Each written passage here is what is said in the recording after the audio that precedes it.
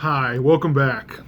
So today we're going to talk about rent, which is one of the better parts of the landlord-tenant relationship is collecting rent, and yet it's one of the things that can actually get complicated. You think something so basic. I mean, the reason that people are getting into this agreement is so that in exchange for rent, somebody gets to stay someplace. But you'd be surprised how many times landlords get themselves into all sorts of trouble with the issue of rent. And so today we're going to tackle just one issue, and that's informing a tenant on how and where they can make their rent payment. Your lease should be super clear on this point. It should not be a guess. If they are unclear, all sorts of defenses can pop up. So, for example, if you say you can only pay rent in cash, you can do that. It's not something that I would advise because cash is hard to prove or disprove.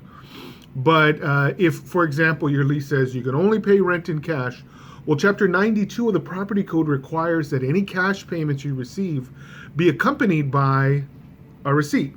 And so some of you already do a good job of this, but there's a lot of people who take cash payments and never give out a receipt.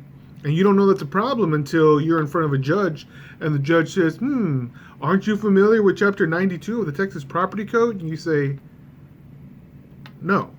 And so I'm telling you now, if your lease says you can only pay in cash, you better be prepared to keep a receipt book.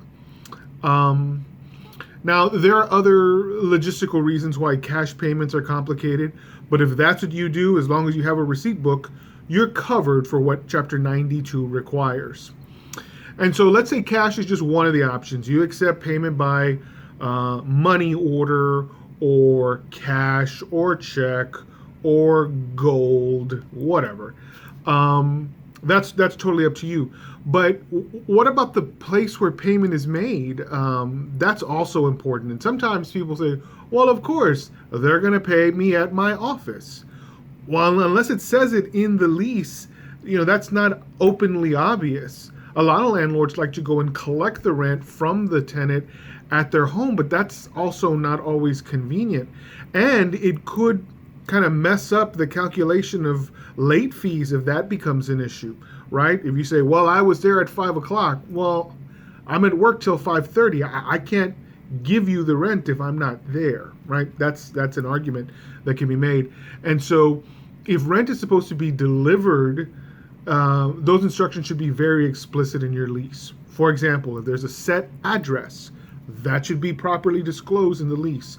If there's an account where money should be deposited, that should also be disclosed in the lease. So wherever rent is supposed to be tendered or delivered or paid, make sure that your written lease specifically says where and how those payments can be submitted.